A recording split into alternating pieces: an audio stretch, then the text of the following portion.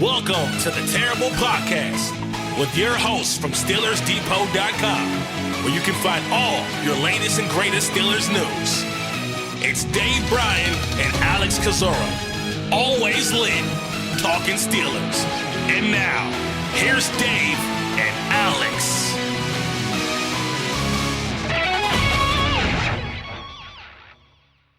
Welcome to the Terrible Podcast, Season 16, Episode 88. He's Dave Bryan. I'm Alex Kozora, SteelersDepot.com. Thanks for being back with us this Monday, Steelers Nation. Happy February. Punxsutawney Phil saw his shadow, and so 6 more weeks of winter, which sure feels like it with a very cold January and start to February, and probably 6 more weeks of us talking about the Pittsburgh Steelers coaching staff, Dave. A lot going on this weekend, plenty for us to discuss, including a reported hire that came out minutes before we started the podcast today. So plenty to talk about. Dave, how you doing? All right. Happy Monday. And did you watch any of that game in Tampa Bay, that hockey game last night? I did not, but it was apparently a great game. Big comeback by the Lightning, right? Yeah, had a goalie fight in it as well too, so that was exciting. I thought the pageantry and all like that was good. I like the colors that they chose, but that had my attention a little bit last night there. And 6 more weeks of winter. When was the last time Punxsutawney Phil did not see his shadow? Do you know That's a that? good question. I don't. My Punxsutawney Phil Rolodex of knowledge is pretty limited. Apparently, his hit rate is below 50% historically, but I don't know the last time he did not see his shadow for an early spring. Every time Groundhog Day rolls around, it reminds me of that commercial, and I posted it on my Twitter feed this morning about Punxsutawney Palomalo, that Super Bowl commercial. I guess it's been about, 17 years ago now? Something like that. Didn't that one come out about the time that the Steelers played the Cardinals in the Super Bowl? I believe so. True TV. Is True TV still around, right? Yeah, it's going to be your channel for March Madness. Everyone has to go find which channel it's on whenever the first round kicks off. Looks like 2024, last time Phil did not see a shadow. Okay. All right. Well, glad we brought everybody up to date on that. There's a new Danny in town coaching special teams, Alex, or looks like that's going to be the case.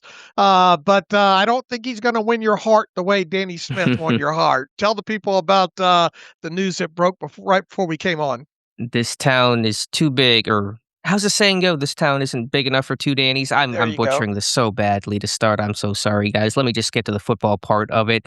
According to Tom Pelissero, the Steelers are expected to hire Danny Crossman as their new special teams coordinator to replace the outgoing departed Danny Smith, who's down there in warmer weather at Tampa Bay. Crossman, most recently the Miami Dolphins special teams coordinator from 2022 to 2024. Don't believe he was in the NFL in 2025. There are some ties, not to McCarthy, at least nothing obvious, but Crossman played his college ball at Pitt back in, I think, the 80s and was a team captain and MVP in one of their bowl games. And so there is a Pittsburgh connection at the least with Danny Crossman, this team's reported new special teams coordinator. All right, so to be a member of the coaching staff, you have to have a link to Mike McCarthy, or you have to have roots back to Western PA, correct? Right, and be named Danny or Mike, from Mike to Mike, Tomlin to McCarthy, Danny Smith to Danny Crossman. All right, that one came a little bit out of the blue this morning here, but and then now I guess we're waiting to see if the Steelers make it official on Scott Tolzien being the next offensive coordinator. I really think there's really just been the 2 names connected to that position so far, right?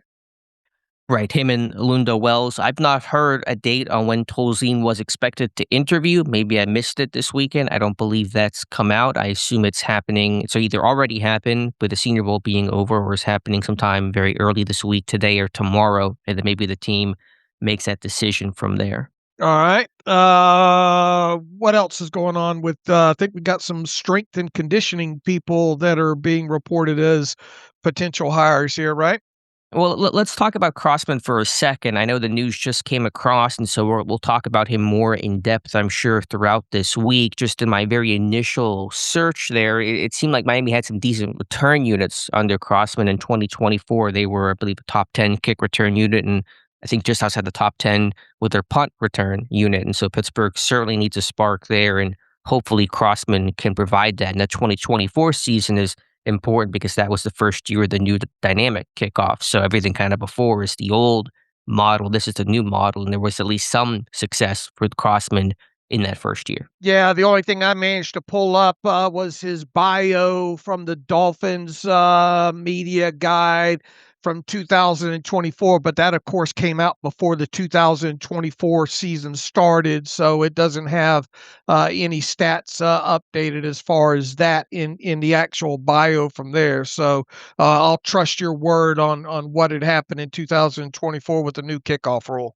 He's been coaching special teams for a long time, doing so in the NFL since 2003 with the Carolina Panthers, became a coordinator with the Panthers in 2007, did it in Detroit from 2010 to 2012, Buffalo 2013 to 2018, and then was in Miami 2019 to 2024, also coached in the college ranks for a long time at Georgia Tech for a stint, which Danny Smith also coached at Georgia Tech a little bit earlier than Crossman, but there is kind of some fun overlap there.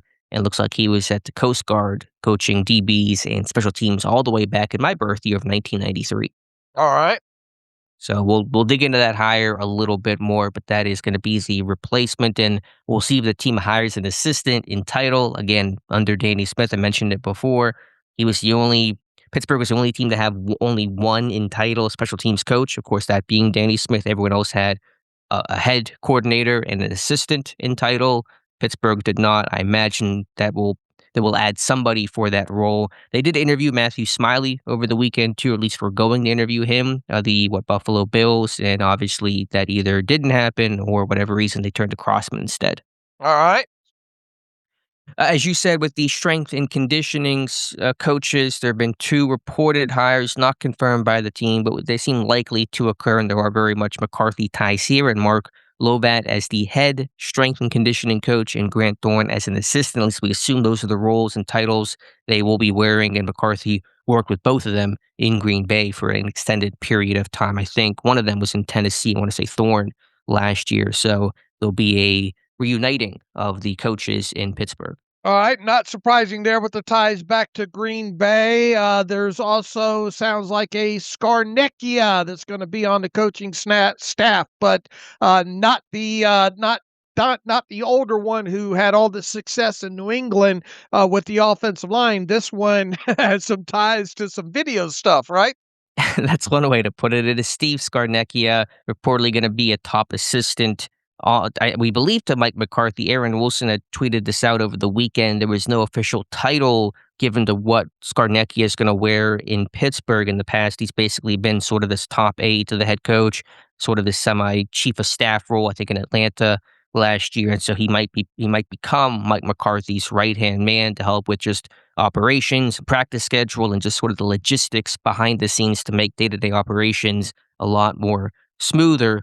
There is some history and baggage, as you said. There were 2 incidents in Scarnecchia's career involving illegal videotaping. He was with New England during the Spygate saga, and then he was fired by Denver, I think it was in 2010, for illegally taping a 49ers walkthrough. The allegation was that he acted alone. We don't know the whole backstory behind it, but there is some history there when it comes to Scarnecchia and videotaping.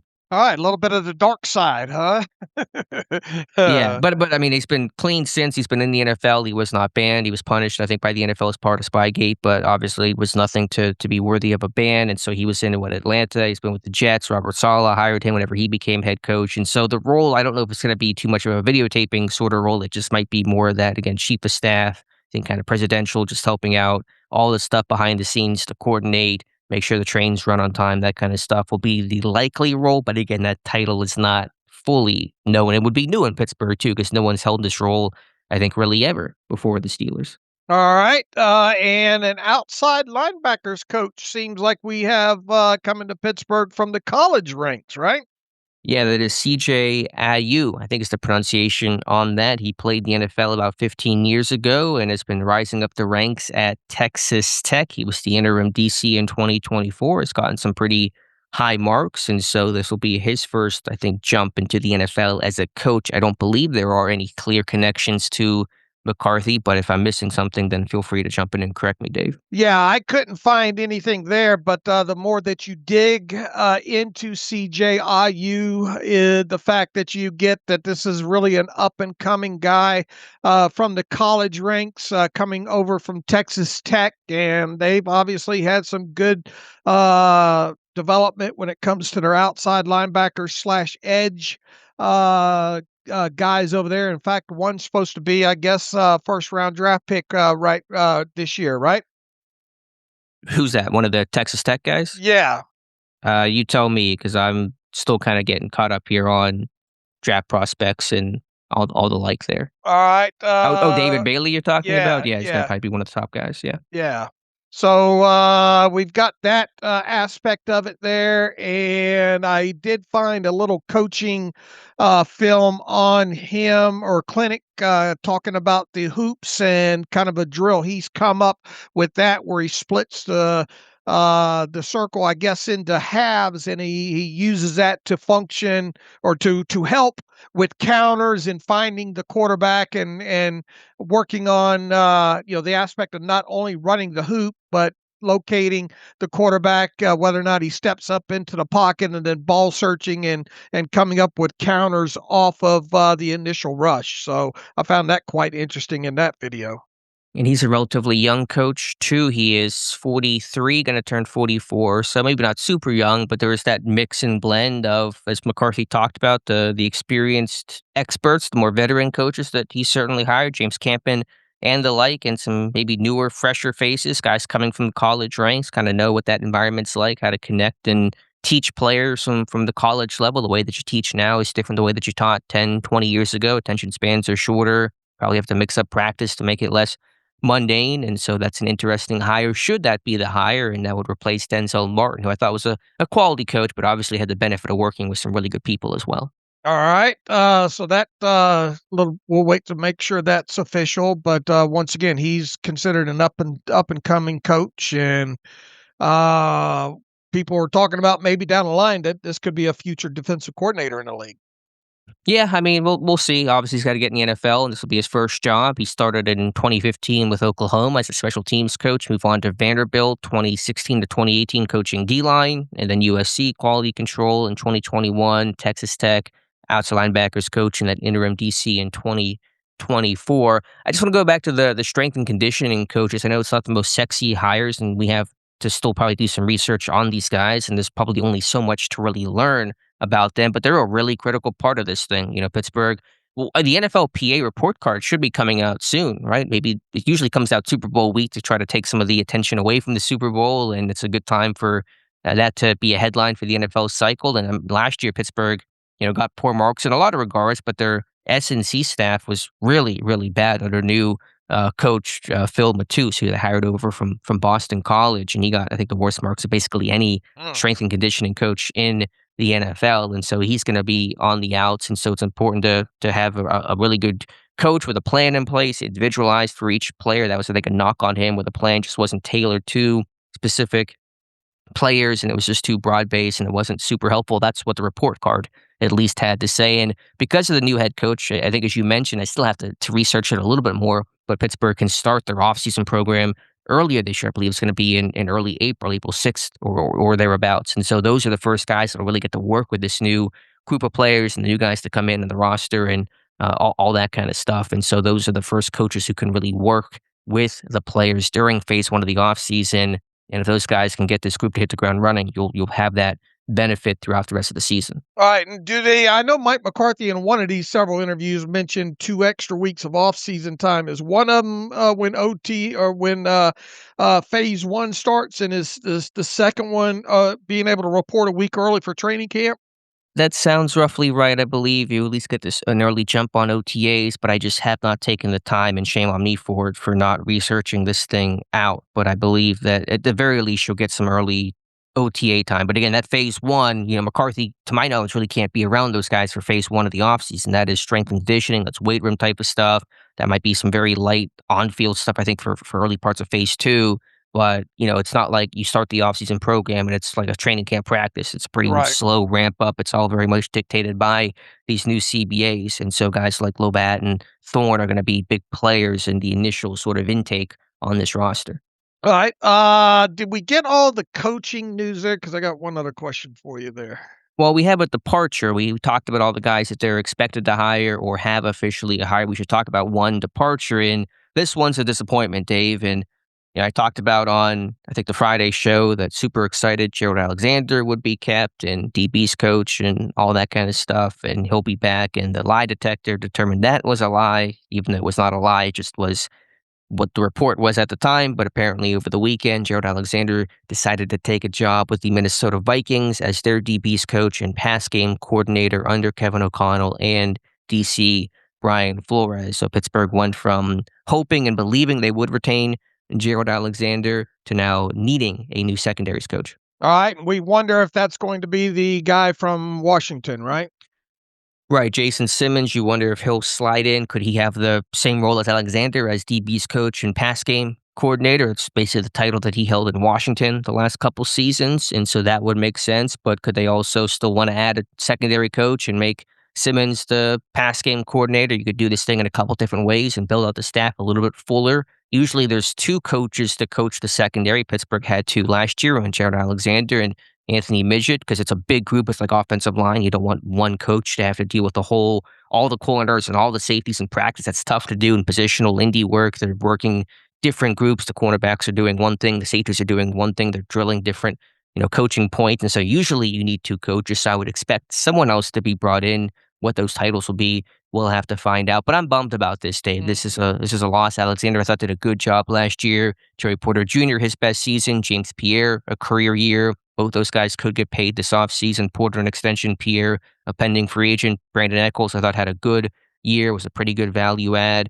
And so I know that, the secondary had some issues, and some people will say they dropped a bunch of picks, but I think just overall, individually, Alexander did a much better job, and you saw growth and improvement from these guys. Yeah, unfortunate. And of course, Alexander has the ties to Flores, from the 1 year that Flores was in Pittsburgh there. So we went into the weekend thinking that Alexander was safe, and we exited with him being in Minnesota. Something else has happened in Minnesota over the weekend here that probably bears watching to potentially, I guess, Andy Weidl. Now, I think, to my understanding, now that the Vikings have let their GM go, that their search wasn't going to be as intense until potentially after the draft. Did you see something like that? And then I guess it calls into wondering whether or not Andy Weidl will interview for that job after seeming like Andy Weidl was safe because he did not get the Atlanta Falcons GM job. Correct. The Vikings will not hire a new GM until after the draft. They're going to roll with their, I think, vice president of operations sort of leading the draft, and of course, Kevin O'Connell, et cetera. So they're not going to start that search until basically May.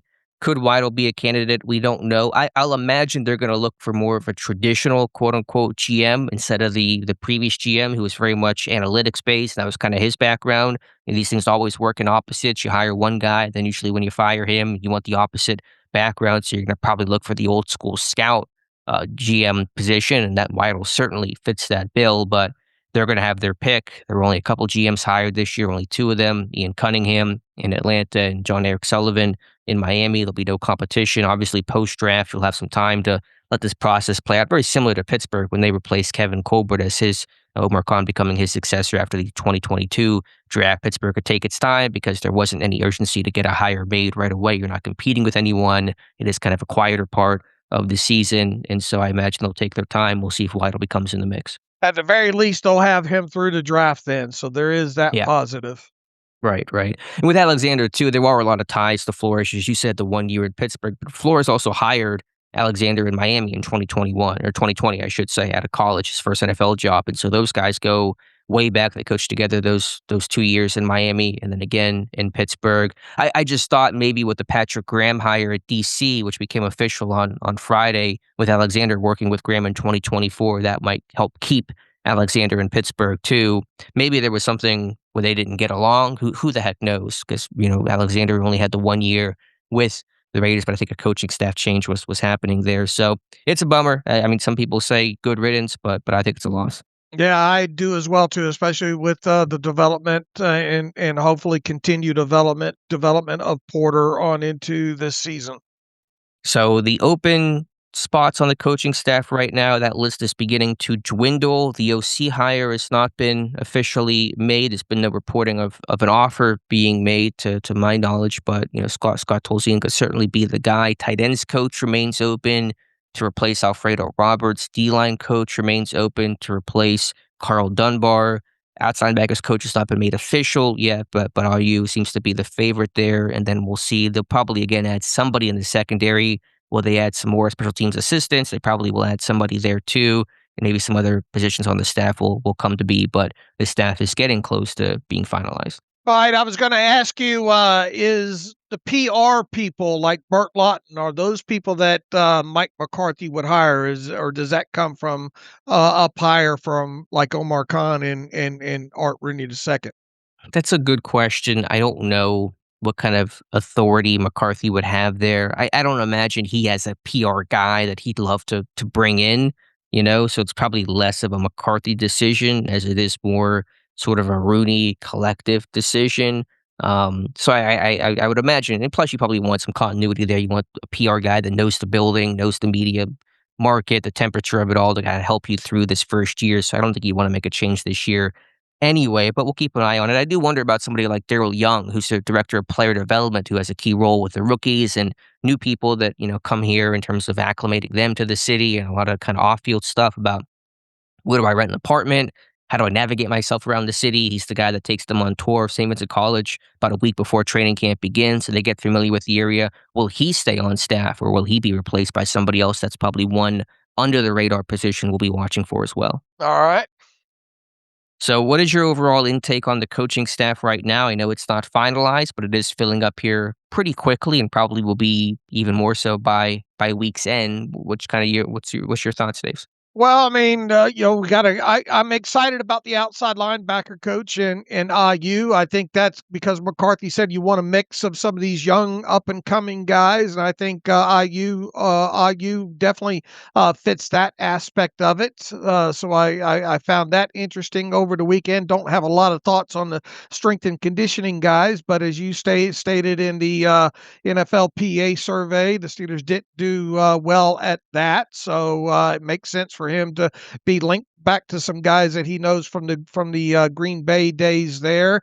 Don't have a lot of thoughts at all about Danny Crossman because I haven't looked into him too much, but this is definitely a veteran guy that's spent time in the NFL and, as you stated, has had some success with the at least the 1 year in 2024 with the new kickoff rule. So there is that aspect of it, and I think the expectations obviously are that Tolzien will be the offensive coordinator in Pittsburgh. We'll see if the team makes that official in the next couple of days. So, yeah, I mean, the proof is going to be in the pudding with this. We can look at it on the outside and say, yeah, that looks great and all, but we knew going into this there was going to be a lot of links to McCarthy from various stops over along the way. As mentioned on the other show, the running back hire is a little bit interesting to say the least because of him having more links to an offensive line position group over in his limited time in the NFL. So that's about where I'm at on this thing. Yeah, I think it's a good coaching staff. We'll see what the final look of it becomes, and if Tolzien does become the OC, that'll make it even stronger. It'll be, I think, one of the better hires that McCarthy has made. I know that some have taken issue with all the connections to McCarthy, but there seem to be at least some that don't have any direct and obvious connections, whether that's RU or Crossman, the new special teams coordinator, who I'm sure that there's familiarity, especially with a Crossman guy that's been in the NFL like McCarthy for so long. But there's a couple at least exceptions to that. And again, you look at Baltimore or the Giants and Harbaugh. He's hiring a lot of his guys he's worked with before. That's pretty natural and expected when it comes to veteran coaches that have been in the league for a long time. So I think just on first blush, the coaching staff looks pretty good. Yeah, I mean, I like the camp. We talked the other day. I like the camp and hire. Like Jahari Evans coming to Pittsburgh, and I think we got into a pretty good conversation about Patrick Graham as defensive coordinator, and I think that's. I don't think people are giving that the respect probably that it needs. Why do you think that is, and what's the respect that should be given? Just a lot of the stuff that we went over the other day about this is a guy that's survived a lot of regime changes over there in Las Vegas with them, and just going back through his roots and his beliefs and schematics, and I think it's a very interesting hire, and one that I think it will hopefully move this defense in the right direction, and this defense is close to. Now, look, there's going to be a lot of changes. We'll have to see what happens with Cameron Hayward, if the decision he makes. We'll have to see what happens with Patrick Queen and Ramsey and all. But they do have a lot of nuts and bolts that should be returning overall there. And if this defense can take the next step to the positive, especially when it comes to yards, Justin net yards per passing attempt and all that. They were under 6 as there was, or right. No, what did I say? 6.0 or 6.1. If they can move that needle down to the 5.5 range or lower, and the offense take another step forward, this should be a team, especially if Aaron Rodgers comes back, that has a chance of going 10-7 and getting in the playoffs again. And looking at the landscape of the AFC North right now, you have to think that the Steelers, if they could go 4-2 in the division, will have a chance at winning the AFC North in 2026. Yeah, it's such a key. I want to really dig into McCarthy in a couple areas, how good he's been against the division, because that's where everything starts in terms of how we're going to have a successful season. It's always about what's your division doing, what are their strengths, what are their weaknesses, and of course, winning your division and having success there. And I want to see McCarthy in one of those one-score games too, because I think that was Tomlin's superpower, was he could always find a way to pull out that victory late, win that tight, close game that maybe Pittsburgh was not expected to win. And so I want to see the history on McCarthy, especially since those guys basically have very similar coaching timelines to kind of see who's been more successful. I know for a fact Tomlin's been the most successful one-score coach in the NFL during his tenure, but I want to see where McCarthy stacks up in relation to that. All right. So any other thoughts here on the coaching staff? I think we hit all the names. Again, we'll talk about it Wednesday for anything new. Most of these have not been made official by the team. I think Graham is technically the only one to be made announced and official by the Steelers, but most of these that have been reported out are, you can pretty much guarantee are going to happen. All right. By the end of the week, we ought to have a lot of official announcements, I would think. Well, I think they're going to wait for the entire coaching staff to be put in place effectively for the official announcement of here's our new coaching staff. That's usually how I think a lot of teams do it, aside from coordinator roles. We'll see if Crossman gets officially announced or not. But usually every positional coach is going to be filled before I think the team will officially send out a press release. All right. We'll see if that happens before the Super Bowl then. Pretty minor other things happening. The Pro Bowl games are occurring Thursday, I think it is, and I had to look it up because I didn't even know what day the Pro Bowl games were occurring this year. I think it's Thursday this week. Ben Skowronek's been some clips from the team. He's the only Steeler there, right? Because Watt and Ramsey pulled out because of injury. So Skowronek's the only Steeler doing any of the events. I don't know what events he'll be participating in, but Pro Bowl games, no one really watches, no one really cares, and I'm not sure how the NFL is going to handle that going forward. Well, Ben Skowronek get more targets in the flag football game than he got during the regular season with the Steelers. But I think some of the skills competition is interesting. But I think Cameron Hayward came out on his podcast say they need to think about revamping this. But how do you revamp it? This is the revamp. They'd stopped the game and they turned it into this. Yeah, and I go back, I've said this several times over the years there, they need to maybe revert back to like the old Superstars competition where they have swimming and the obstacle course and all the various things that made the Superstars worth watching back way before you were born. I just wonder what will be the appetite from the players. I'm sure some would be excited about that, but some may say, I really don't want to have to do an obstacle course after playing an entire season. I just want this to be a fun, low-key week. I don't want to have to do a triathlon. Well, I mean, what I imagine you have a the same level of chance of maybe suffering a serious injury. But I mean, a straight line obstacle course versus cutting on a flag football field, you know. I mean, the swimming and the bicycle races, and the relays that they did. Once again, this means more to me than it does to you because I was alive and remember watching all those, especially when the Steelers would face like the Cowboys and those kind of things there. So if there isn't, to answer your question, there's not much really they can do other than maybe going the superstars route. Yeah, I mean, I would love it. I just wonder if more players will just say decline it. I mean, listen, I loved growing up and watching some of the skills competition, the bench press, Larry Allen just crushing like just a ton of reps on there. I mean, John Cole, was world's strongest man competitions, all that kind of stuff. I mean, there's some really cool history there that I would love to see repeated. I just wonder. I mean, the issue is just the players just don't want to Right, I potentially don't risk an injury. should and we Shadur Sanders and Joe Flacco. I mean, those guys are in the Pro Bowl games now because other people backed out. There ought to be some sort of qualifying thing to get when it comes to replacements. Yeah, I mean, but the problem is a lot of these guys don't show up, and so you only have so many quarterbacks that you can possibly Right. invite. I mean, that's probably not because they were itching to put Shadur in the Pro Bowl games. It's just a lot of these guys probably declined or backed out, and maybe some other replacements behind the scenes passed on it. So you got to go down the chain there, and you get what you get. So I mean, I get it. It makes it seem farcical, and Pro Bowl really kind of means nothing in terms of the accolade or the event. I'm going to talk about that for my terrible take, where it just kind of it used to be a pretty big accolade, like, "Hey, I made the Pro Bowl. That's an awesome accomplishment." Now it's just kind of like, TJ Watt made the Pro Bowl on the original ballot. Was he really a Pro Bowler this year? Probably not. Jalen Ramsey, same thing. Minka made it 2 years ago, and he definitely did not deserve to make the Pro Bowl. So it just kind of has become watered down, and I just don't see a good fix for it. The NBA is dealing with the same issue. They don't have a good fix to make their All Star game exciting.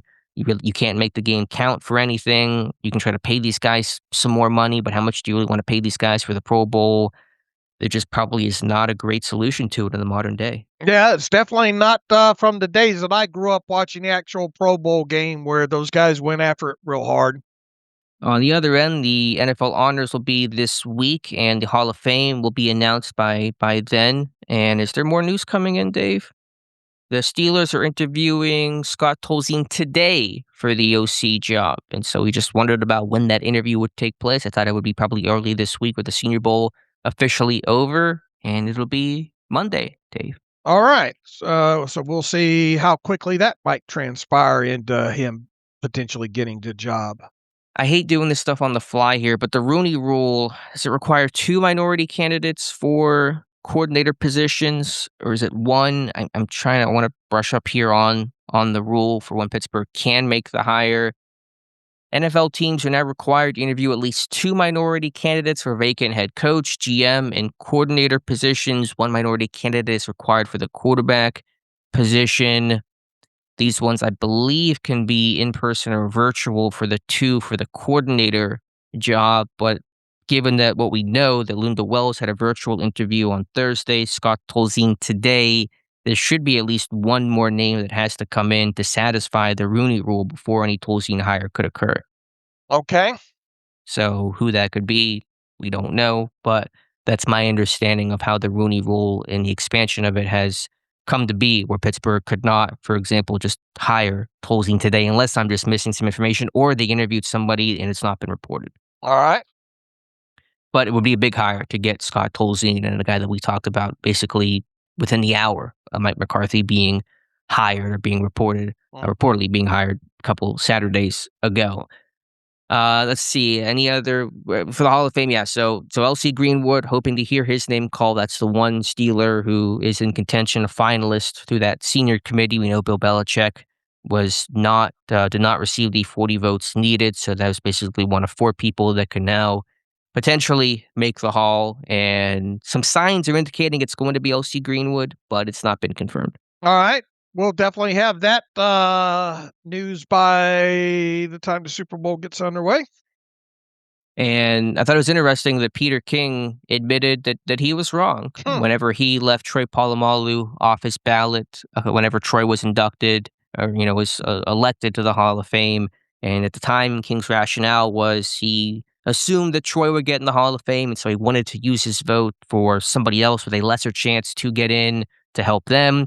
And then he comes out and finger wags at the NFL media for not voting Bill Belichick in, when some reportedly have used the defense of, well, we thought Belichick was going to get in anyway, and so I wanted to use my vote for somebody else, the same logic that King used. And King had a recent interview where he admitted that he was wrong for snubbing Troy and kind of the scheme of trying to help somebody else's chances. So fun to see that come full circle. Yeah, we wagged our finger at him a couple of years ago, several years ago, when that happened for that very reason. You vote the guys that deserve to be in there. You don't move your vote somewhere else just because, that guy's going to get in. He doesn't need my vote. And I think we spent a good 15 minutes or whatever it was way back when that happened there. So, yeah, at least he admitted his mistake.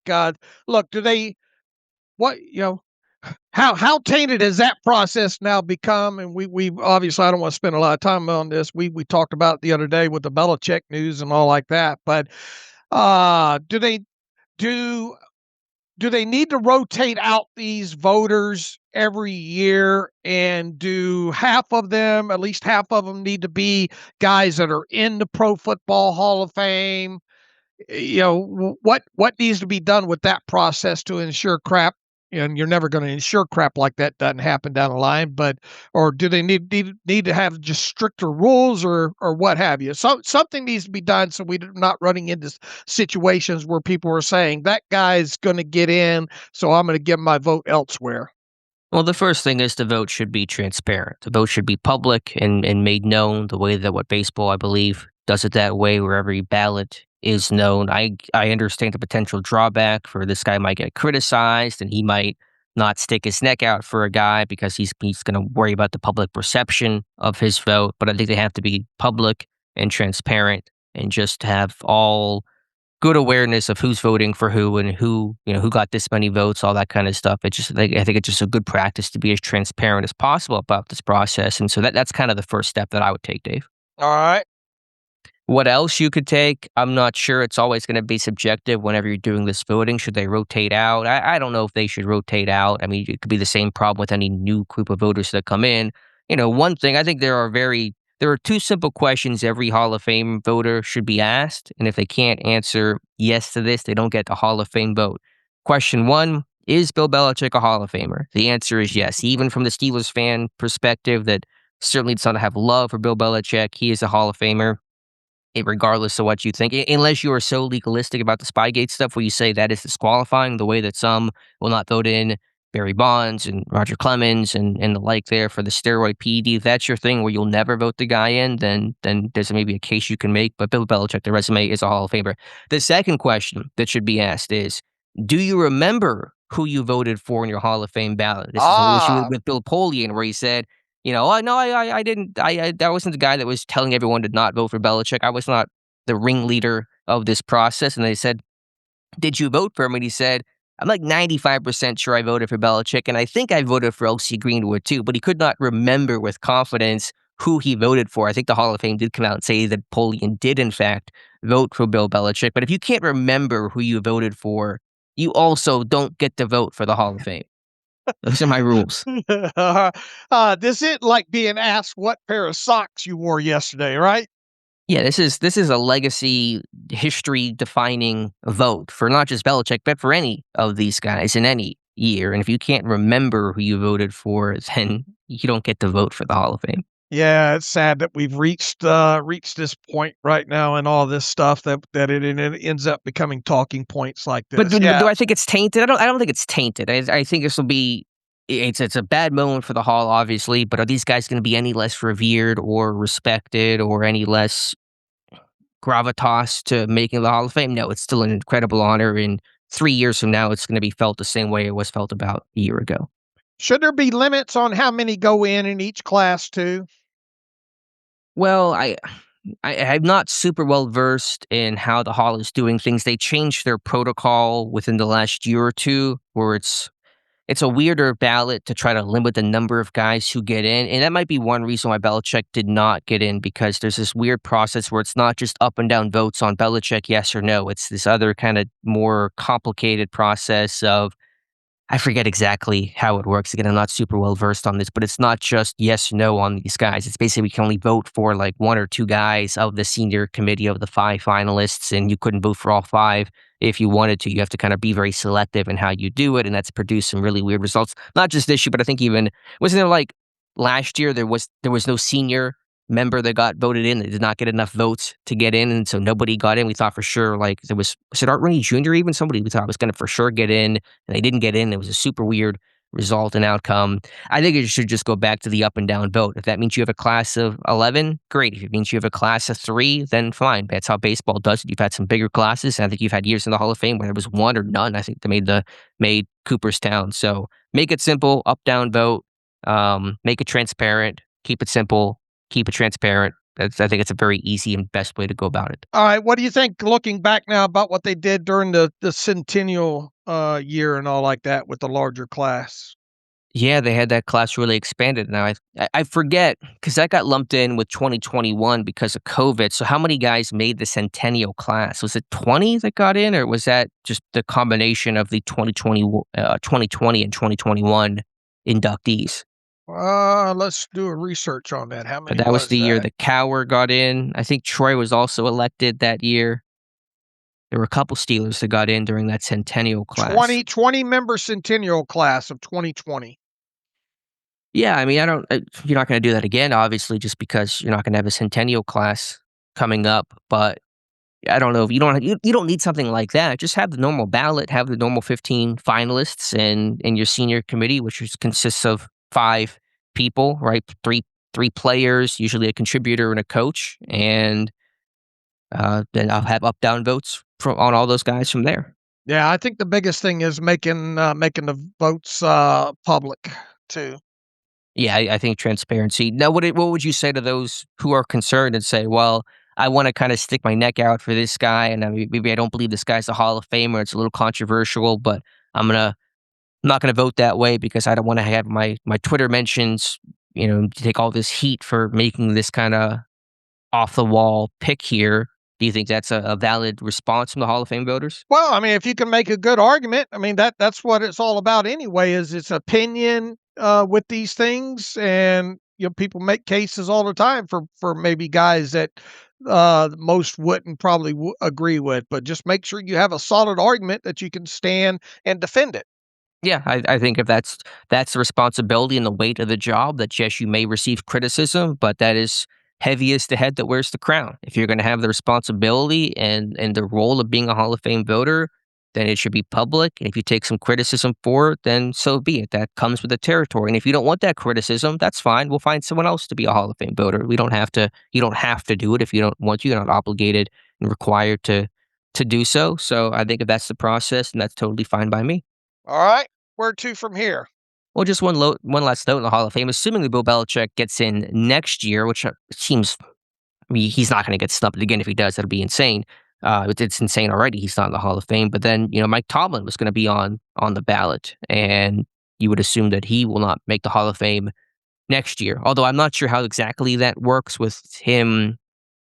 If he comes back to coach, if that clock, I don't know all the rules on this, but I think he'll be on the ballot because he'll be 1 year out from coaching, which is all the requirement for coaching. For players, you need 5 years. For coaching, you can be on the ballot right away. So we'll assume Belichick will take the coach spot next year, which could delay the possibility of Tomlin being a Hall of Famer. Now, there'll be a debate about, is Tomlin actually a Hall of Famer? Is he worthy of it? I think he'll get in, regardless of whether you think he should or should not. I think he's going to be in the Hall of Fame someday, and probably someday relatively soon after he's officially done coaching. But Belichick may block any potential path for Tomlin next year. All right. News. Mike McCarthy is adding former Pitt and IUP coordinator Frank Cignetti to his staff. We've talked a little bit about Cignetti. Let's see. Cignetti was McCarthy's quarterback coach in Green Bay in 2018, and so we don't know exactly what position Cignetti will hold, but that's coming from Jerry Dulac. Yeah, he was on our list. I had him listed as a not OC candidate because I didn't feel like that really fit well for his age and just kind of his resume, but I had it maybe tabbed as some sort of senior offensive assistant, and we don't know exactly the role, like you said, per Jerry Dulac, but probably will be something similar to that, either pass game coordinator, senior assistant, something of that ilk.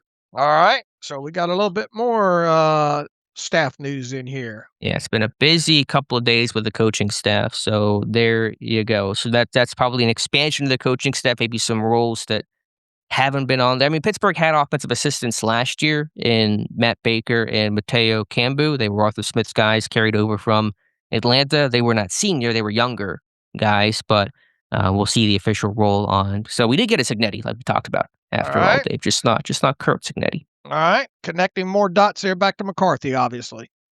Roger Goodell will hold his NFL State of the Union today. That's one of the things that kicks off Super Bowl week.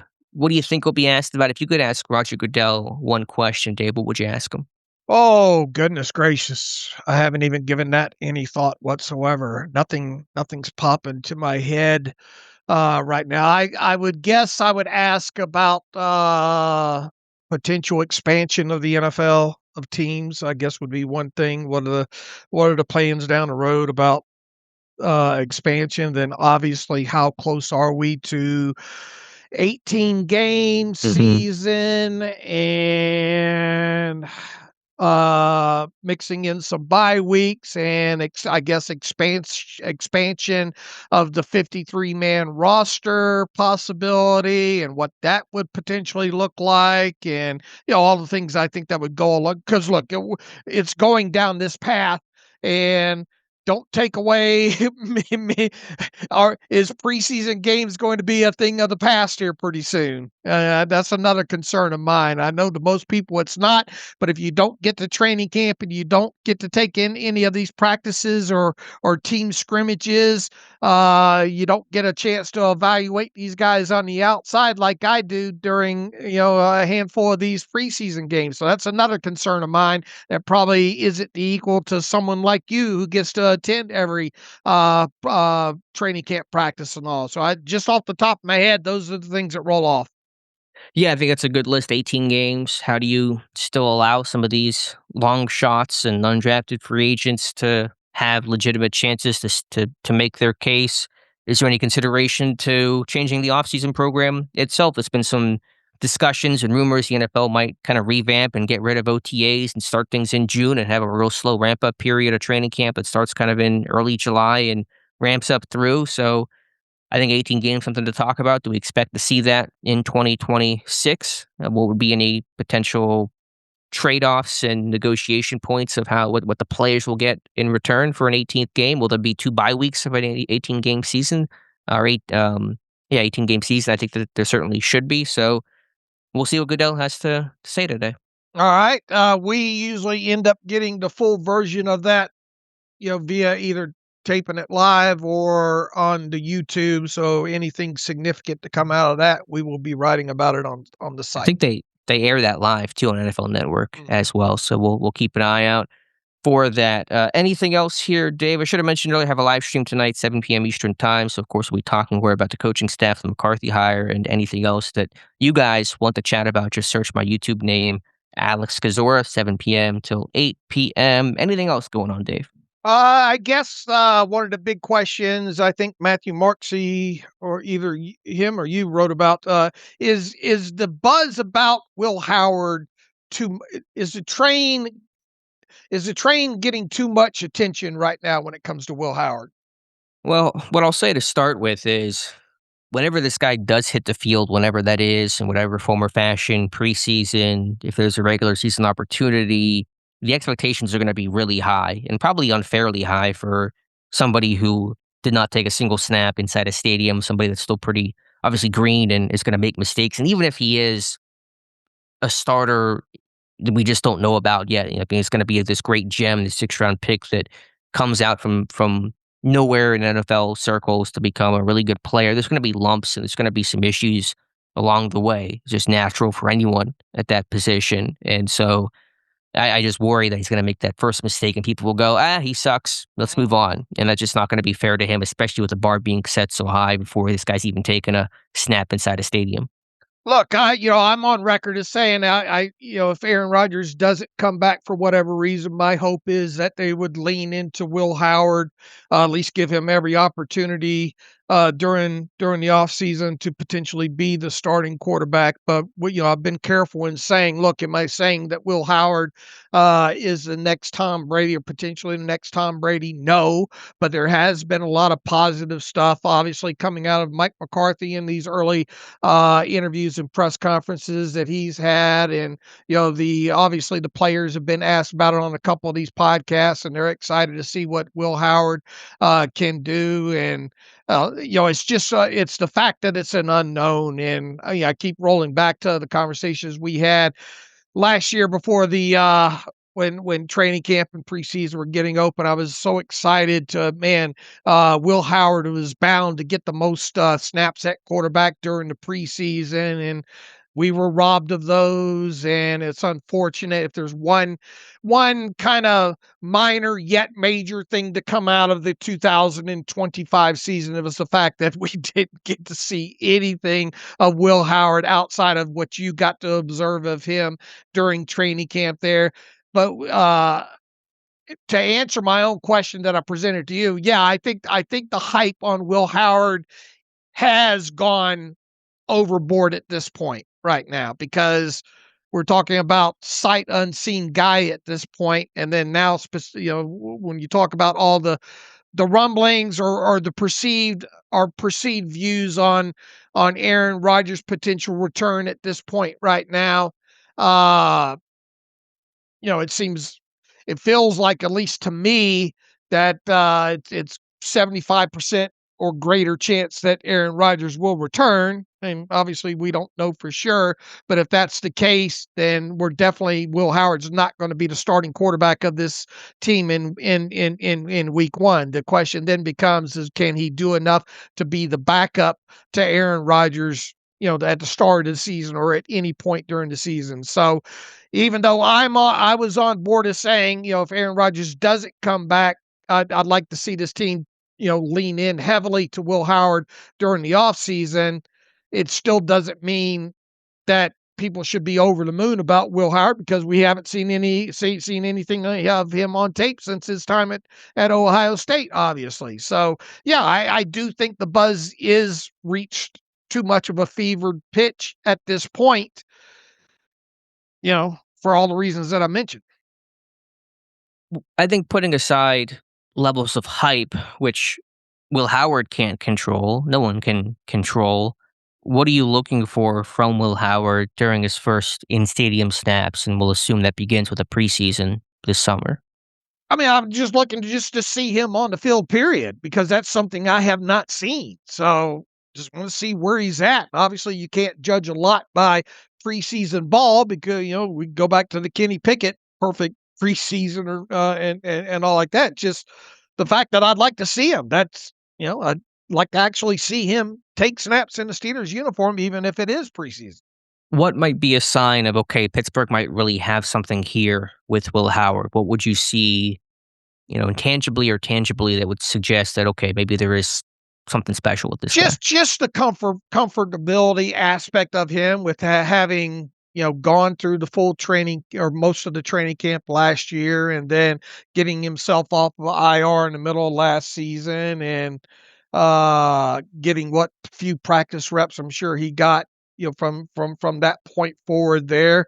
Just want to see his arm strength, and seeing how this quarterback school that Mike McCarthy seemingly puts these young quarterbacks through, that you wrote a great, we want to make sure we tease that during this show as well too. Seeing if Mike McCarthy's thoughts on Howard going through that. Once again, I'm not going to I've learned my lesson with Kenny Pickett a few years ago, that this guy could go out there and go 25 for 25 for 392 yards and 6 touchdowns during the preseason, and that doesn't get him anything, right? Sure. Overall, because of the bland defenses. But just, what will we learn in totality if such a thing were to happen, that, hey, at least he was able to accomplish that. And, he looked comfortable doing it, and get a look at his arm strength and some of the throws and the accuracy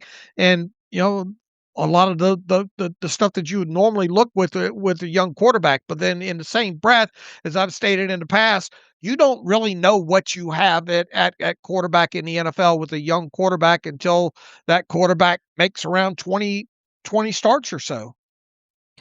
Right. And will Howard get that kind of runway? It's hard to believe it unless the play is really good that leaves you wanting more, especially knowing that all 20 starts can't come in 2026, which means a decision about 2027. And do you pursue a quarterback in what could be, although we stress could, no guarantee, a really good quarterback class for next year, April 2027. So I think with Howard, if you could see some really high level accuracy, some really good ball placement, and a guy that does good in situational ball, third down, red zone, 2-minute drill, those are kind of things that tell you this guy might be something. But as you said, preseason can only tell you so much, just kind of given the more vanilla nature of it all. But want to see him on the grass, as you said, get him some reps and experience, and make some mistakes, which is good. Make a couple mistakes, learn from them, don't repeat them. That's all part of the growth process.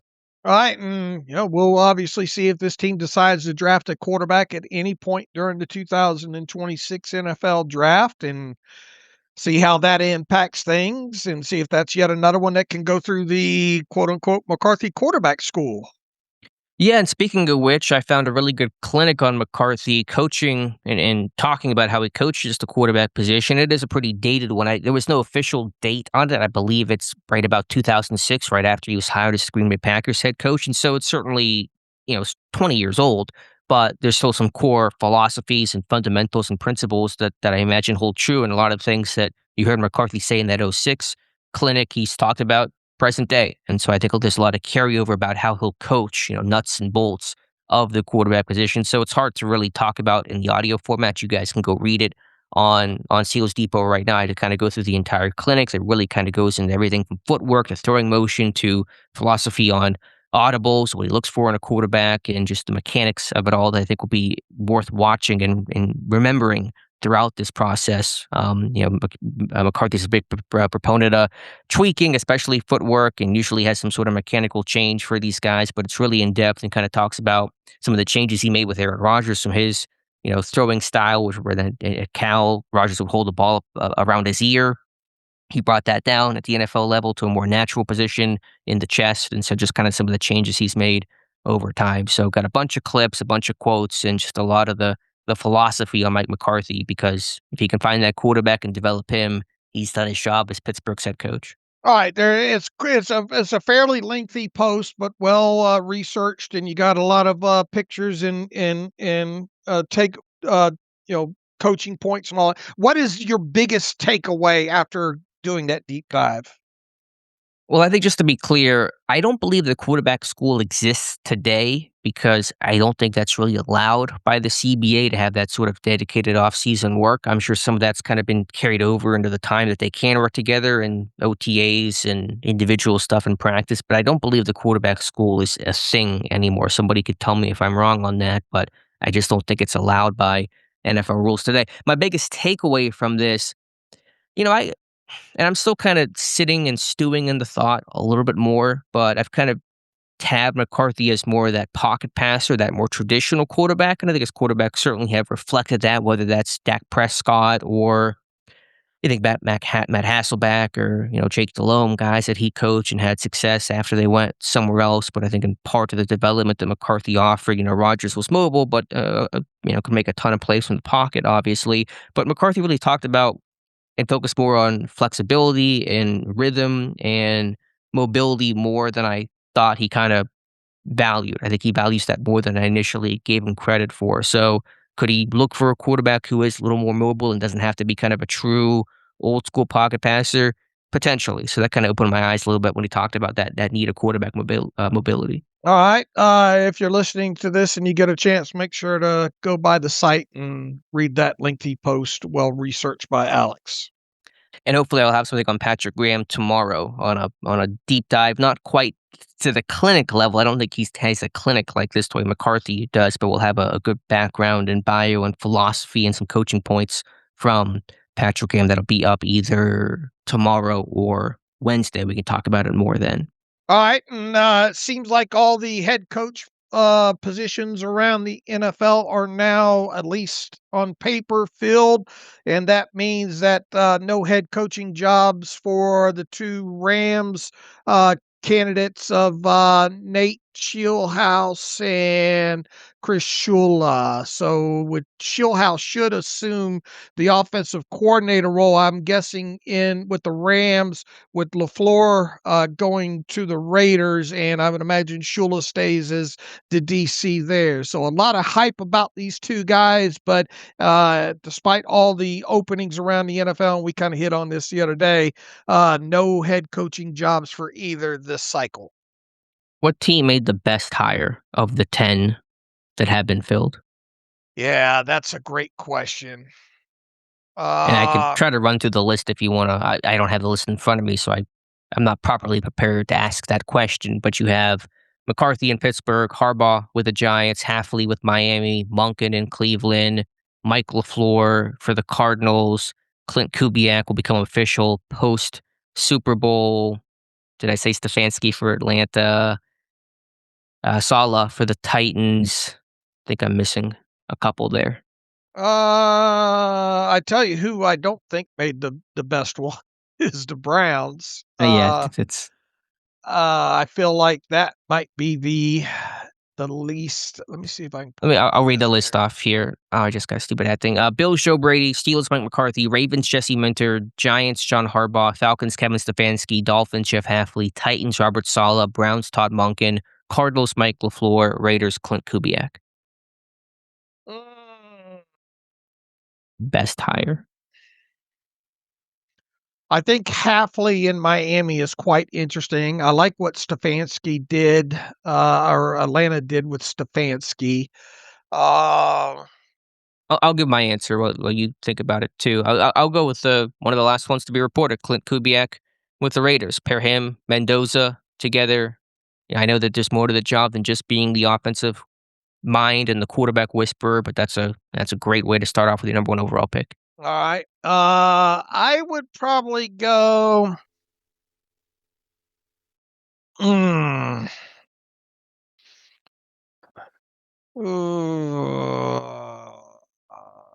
me Halfley. I think that's okay.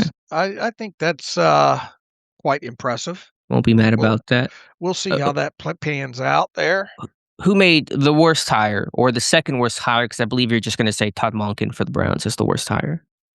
Yeah, Monken would be the worst. I think what Buffalo ended up doing isn't very sexy overall.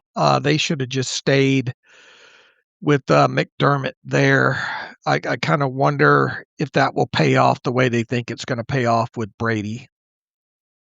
Maybe this is more of a gut thing, and maybe this is just some black and gold tinted glasses here. I didn't love this Stefanski hire the way that some others loved it too. I don't know if we're going to find immediate success and kind of how messy that up the ladder front office structure is going to feel like in Atlanta. I don't know if there's going to be great returns with Stefanski.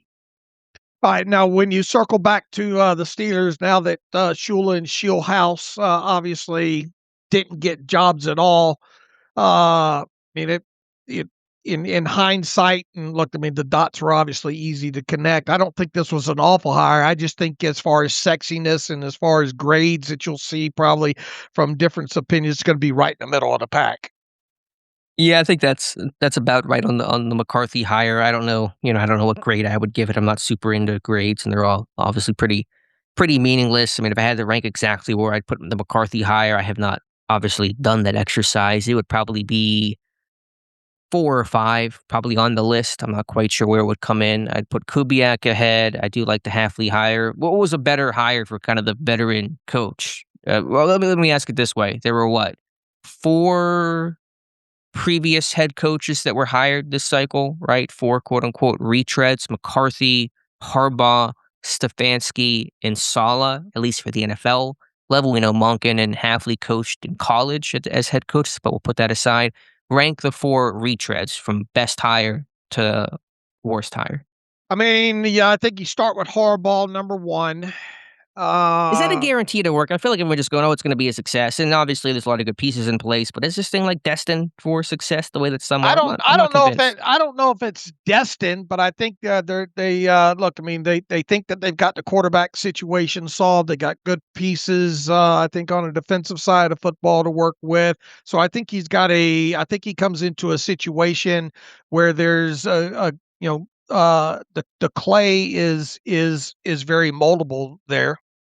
Okay, so where would you rank? You put Harbaugh number one? Yeah, number two. Let's see. I would probably put a tie between McCarthy and Stefanski. Oh, you got to pick. You can't. No ties here. You got to pick one. I'll go Stefanski. I think he should have been given at least another year in Cleveland, being as how what he was uh working with over there, especially at the quarterback position. So I'd put him 2, and then McCarthy 3, and then who's the last one? Robert Saleh in Tennessee. Yeah, Saleh would be last.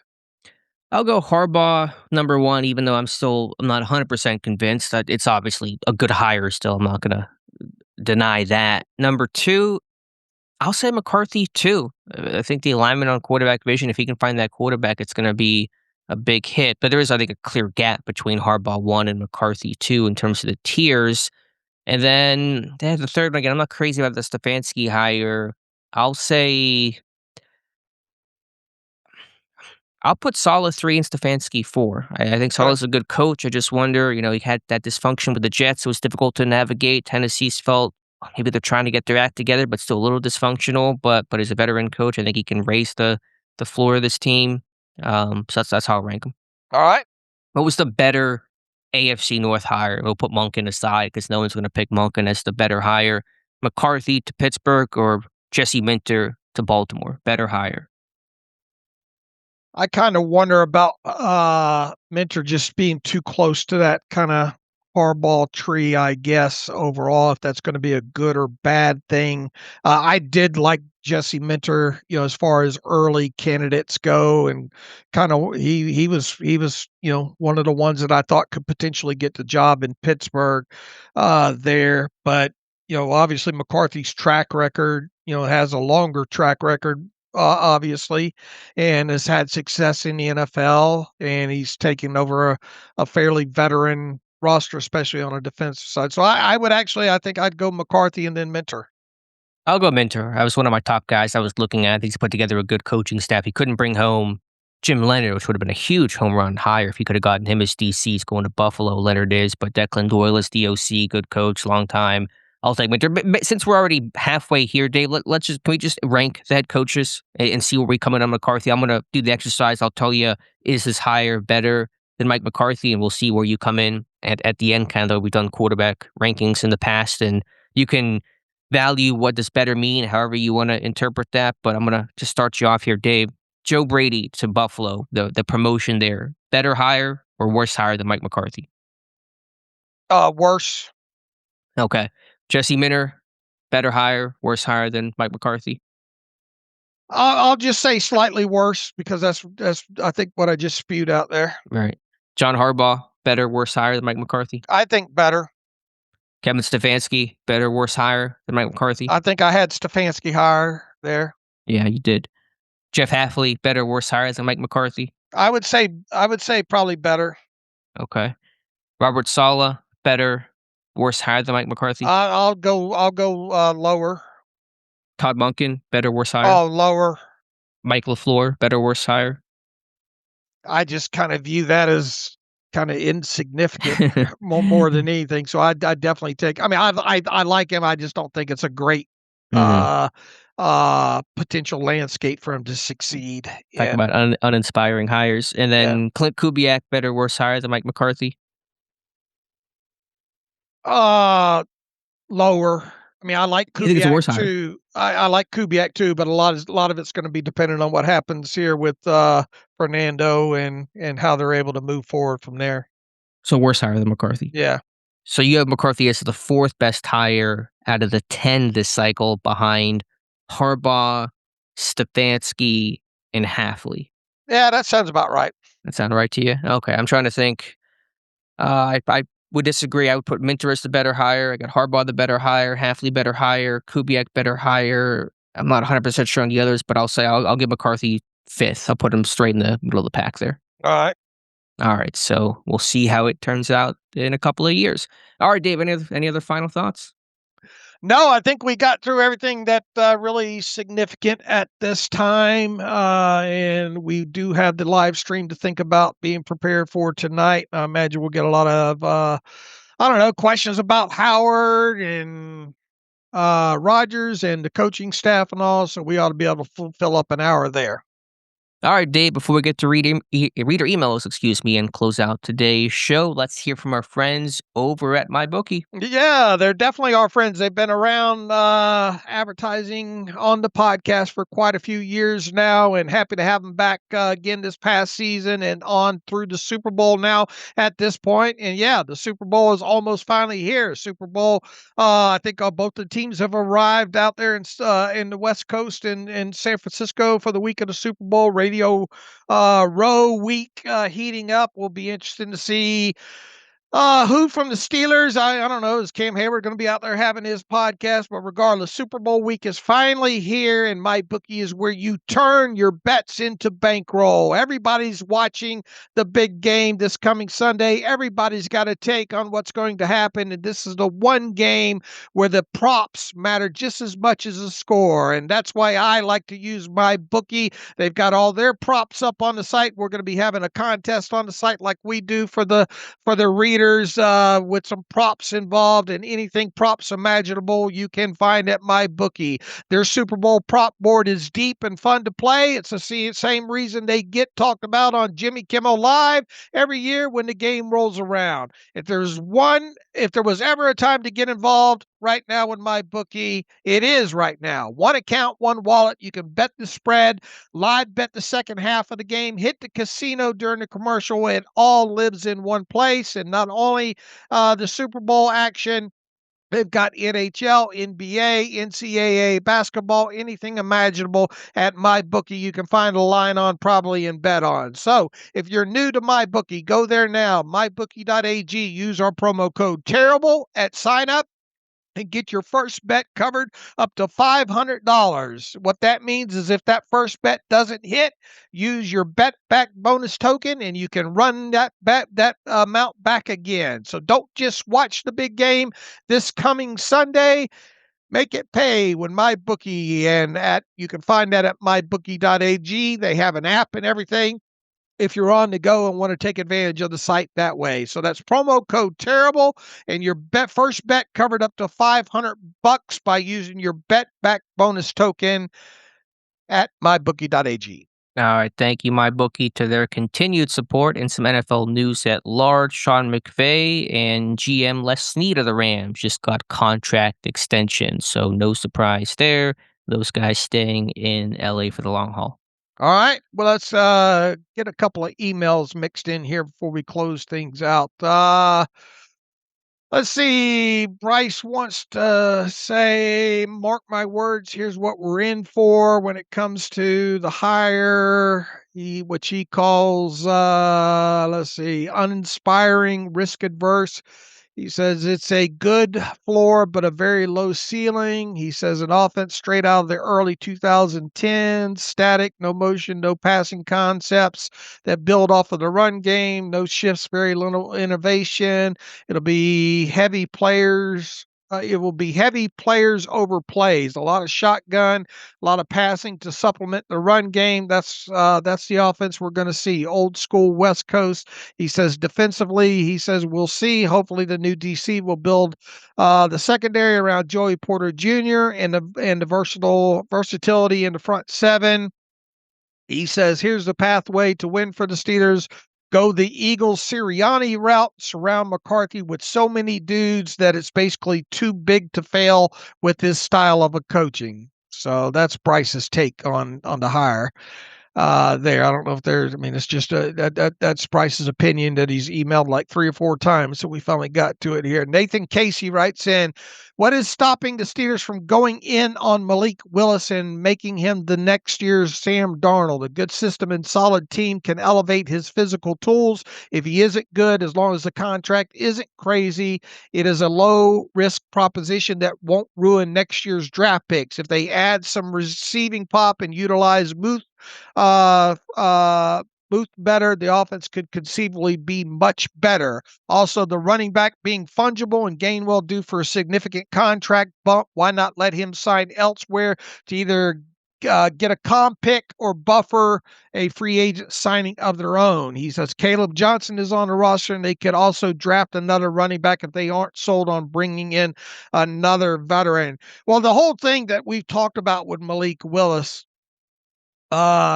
rolls back to look, the free agent quarterback class is just absolutely horrible, and Malik Willis is seemingly the cream of the crop, and that is so with just very limited starts and very limited good starts in the last couple of seasons with the Packers. Now Malik, to his credit, has turned the narrative on himself, but then how many teams are going to be out there looking for a quarterback and are going to be willing to, not only pay him a good average yearly value, but guaranteed money potentially into the second year as well, too. So I think that's going to be one of the bigger things, obviously, too, with the potential return of Aaron Rodgers. If Aaron Rodgers says he's coming back and you can sign him and all, then the Malik Willis discussion goes completely out the door at that point. So now if Aaron Rodgers decides that he either wants to retire or doesn't want to return to Pittsburgh for whatever reason, then I suppose you can get back into talking more about Malik Willis. But once again, as I've cautioned all along, the Malik Willis thing and really the Mac Jones thing for that matter all becomes cost associated. You don't want to tie yourself to either one of those two guys, whether it be draft pick compensation or guaranteed money past 2026, just in case this thing does blow up in your face, and neither one of those two guys live up to being anything. And I appreciate the 49ers posturing and saying this is a guy than Mac Jones that they don't foresee being out of San Francisco next year. Well, picks talk, trade talks. So I would imagine it would be pretty sporty to wrestle him away for that 1 year that he has remaining on his contract. And then once again, when it comes to Malik Willis, what is the bidding war going to look like? And it's hard to see the Steelers going all in and guaranteeing money past the first year with a guy that has such a limited starting resume so far in the NFL. Yeah, I mean, I get the idea from the reader in principle where there isn't a lot of risk where if Willis, flames out in 2026, you can still go then get that quarterback in 2027. The contract won't be so enormous that will prevent you from doing so. But just as you said, there's going to be a lot of teams competing. Miami certainly will be in that mix, you would imagine, with their Green Bay ties that could entice Willis to come to South Beach. As you said, the structure of the contract may not be favorable. So you certainly could do a Justin Fields thing on a 2-year deal. It's decent money, but not ginormous money. And if it doesn't work out, Jets obviously can look for a new quarterback and cut Fields and move on. You could do the same with Willis, but what is the likelihood you can actually get him? Even putting the Aaron Rodgers potential, but now likely return aside, the odds are still going to be, one of however many teams are in that pot, and Pittsburgh probably on the lower end of things. So it just may not happen, even if Pittsburgh had the interest. Right. It's and especially since the coaching change, and we'll see what happens with Aaron Rodgers. It feels very unlikely to happen. Would it have been more likely? Well, I don't know if it's a good question to ask, but had Tomlin returned, would Willis had been more likely to be a Steeler just because I felt like there was probably a good connection between Tomlin and Willis? Only if, it still would have been dependent on Aaron Rodgers and all, Right. Yeah, the fact is, Tomlin returning, this had increased Rodgers' return. There's a lot of probably variables there. So we'll see. We'll be talking about Willis, but again, I think the likelihood is Willis is playing somewhere else. But to the point, could you sign Willis and have a 1-year experiment? And if it works, then great. If it doesn't, then you have the flexibility to move on. Yeah, I think that's an accurate take. All right, Richard Jameson has a quarterback's question. Mike Tomlin always kept 3 quarterbacks on the roster. How many quarterbacks do you expect Mike McCarthy to keep? I think this is more organizational too. You've heard Omar Khan talk about this over the years, and then obviously dating back to Kevin Colbert and all. We saw what happened the one year that they tried to roll with 2. And look, I mean, you can't predict injuries and all like that, but still on a weekly inactive list, especially with a 53-man roster. You're looking at 5 inactive players. So unless this team was to get bit hard by the preseason IR bug, where they have guys where they don't want to put them on IR. They want to keep on 53 as opposed to having them be on IR for a mandatory, four games at the start of the season. It feels like an almost certain that this team's going to carry 3 quarterbacks on their 53-man roster, once again, barring something astronomical happening with injured players. It's worth pointing, I'm just kind of quickly looking in Dallas. When Dak was healthy, they usually only kept 2, it appears, at least just my quick search on that. And so, could McCarthy try to bring that in Pittsburgh? It depends on, who are your quarterbacks and who's worth keeping and who's not. But if Rodgers returns and your room is basically just Rodgers, Howard, and Rudolph, I think all 3 get kept. I do as well, too. So we'll actually be talking about that later on in the offseason when we start doing 53-man roster predictions and know how many quarterbacks we're dealing with and all that. Let's see. Jeff Berg, I was wondering if y'all know another one about 3 quarterbacks. I was wondering if y'all know if McCarthy typically keeps 3 quarterbacks on his rosters. I know y'all talked about not all teams keep 3 quarterbacks on the 53-man roster. He says also it looks like, based on Joshua Carney's article, that Alexander is leaving for Minnesota. We covered that. He says he was a coach with Patrick Graham in Vegas, wondering what it might say about Graham as a coach if Alexander is leaving, even though he would have been retained. Well, I think Alex kind of hit on that. His roots do go deeper back with Flores, other than Flores being in Pittsburgh the one season. Yeah, it may not be an indictment on Graham. It just may be about his affinity for Flores. We don't know in terms of salary. He's getting the pass game coordinator title. I assume there's probably a pay raise that's associated with that too. In Pittsburgh also, just remember, they told their coaches, you can go look for other jobs. You were not going to be guaranteed to stay in Pittsburgh, and you weren't demanded to stay. I think Pittsburgh could have technically blocked that move, even with the pass game coordinator title. It's so hard to find some of the intricacies of what is lateral and what is a promotion in the NFL's eyes. I think a promotion would only be if it was a true DC job, not pass game coordinator. So I think Pittsburgh could have blocked it, but they're going to let these guys leave if they want to. And again, there's a lot of history with Flores and Alexander, so it may not be anything against Graham. It just may be that, hey, I like Brian Flores a lot. I want to go work for him instead. All right, and about once again, another question about the quarterbacks and 2 versus 3. We'll obviously see. Maybe that's something next time that Mike McCarthy gets in front of the media. Maybe he'll be asked about it. Maybe Omar Khan will be asked about it at the combine. Mike Tomlin never spoke at the combine per se, right? It was always the general manager there. I wonder if McCarthy will speak at the combine. Yeah, I have an idea, and we have a lot of ideas and so little time to fulfill them all, about trying to get an understanding of McCarthy, not just the coach, but kind of what his structure, what his schedule is. I want to talk to some Cowboys guys and try to get a feel for what that is like. I can try to check if he's spoken at the combine before. I'm sure we can find that pretty easily, but traditionally the way it worked in Pittsburgh was the GM would speak at the combine, Tomlin would speak at the owners' meetings that take place a couple weeks later. All right, let's take one more from buddy Ron Reagan in South Pasadena, Florida. Once again, it's time to see which college prospects will measure up to NFL standards. One particular measurement, arm length, has me asking questions that you detailed divers can answer. What exactly is the arm length measurement? Read the definition. You will see that 2 starting spots for the measurement are mentioned. Which one is the standard? 2, since the Steelers have placed high value on arm length for certain positions, can you evaluate Steelers' history in terms of arm length and overall performance? Simply put, what evidence supports the high value.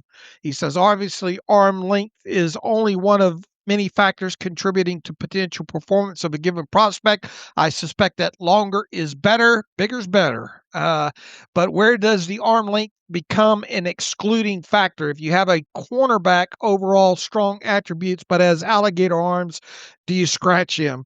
Yeah, Ron, I mean, look, it's obviously we're getting into draft season here. One of my biggest pet peeves right now is why is the Senior Bowl so quiet this year about officially releasing the sheets beyond height and weight?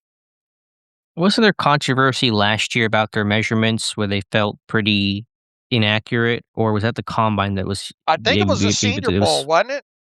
I forget. There was one of the events where they were like, "Don't even listen to these measurements because they measured them wrong," and you had some big differences. And I can't remember if it was the Senior Bowl that was criticized for that, or if it was the combine. I forget the whole scuttlebutt about that. If it was a Senior Bowl, then that may be why the measurements were less publicized.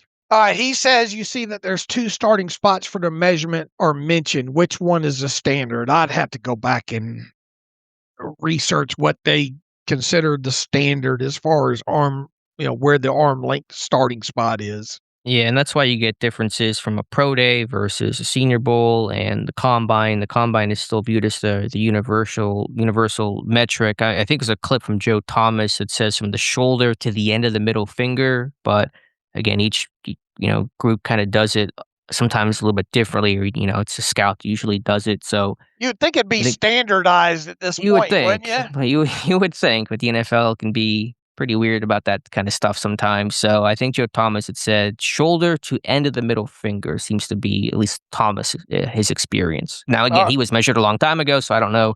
That's changed. And again, things seem to be a little bit different. You would imagine uniformity would exist, but apparently it does not. All right. He says the Steelers have placed high value on arm length. I mean, I think universally most teams do put a lot of stock into arm length, especially when it comes to obviously various positions here. But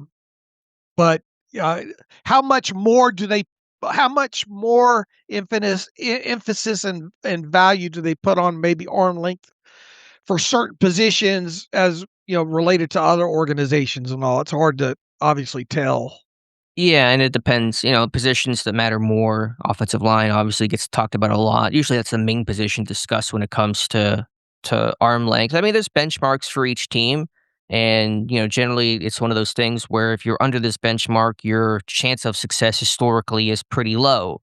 Does that mean that you can't be selected? No, it depends on the prospect, and there's always exceptions, and teams can go away from their benchmarks occasionally if the player is good enough, or if the board breaks a certain way, or if it's later in the draft. There's a lot of factors at play, but there's benchmarks for a reason, just based on historical results. And I think we've had the history with Pittsburgh before. How much will that change under McCarthy is going to be interesting to examine. A lot of our Blues Clues and quote unquote rules sort of go out the window, or at the least will be tested. But we'll see. We'll be tracking it and go from there. One other thing I wanted to mention: McCarthy had a really good interview with Bob Pompiani. It was aired, I think, on Friday.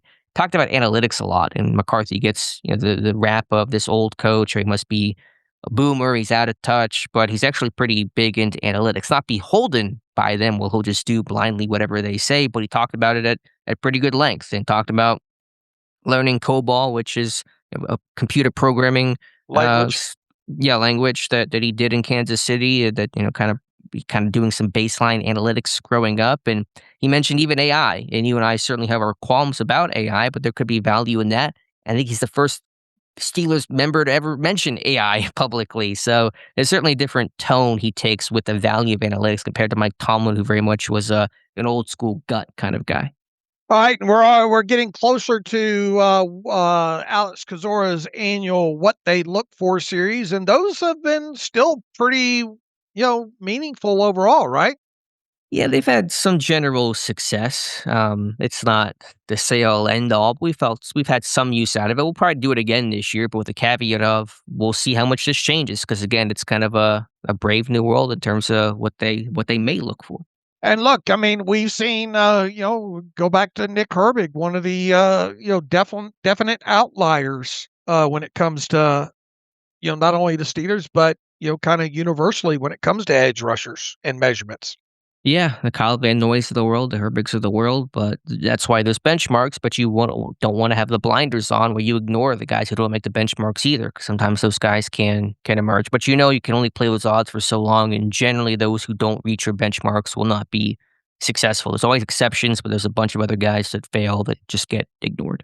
All right, we got through some emails there. Got a couple more in there that we did not get to. Apologize for that, but we got to start wrapping things up. And then once again, we do have the live stream later on tonight. It gets started at 7 Eastern Time PM. We run it for right at an hour, and you can find that by going to Alex Kozora's YouTube channel, and he'll be putting out a tweet probably about 15 or 20 minutes before that gets underway.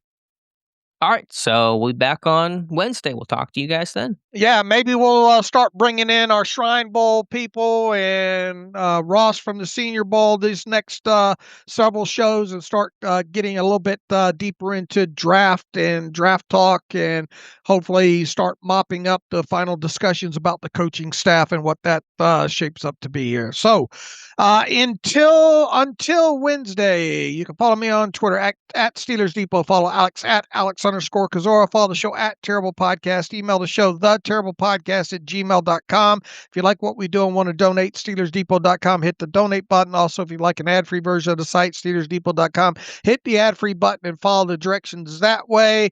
So until Wednesday, as always, thanks for listening to the Terrible Podcast with Dave and Alex.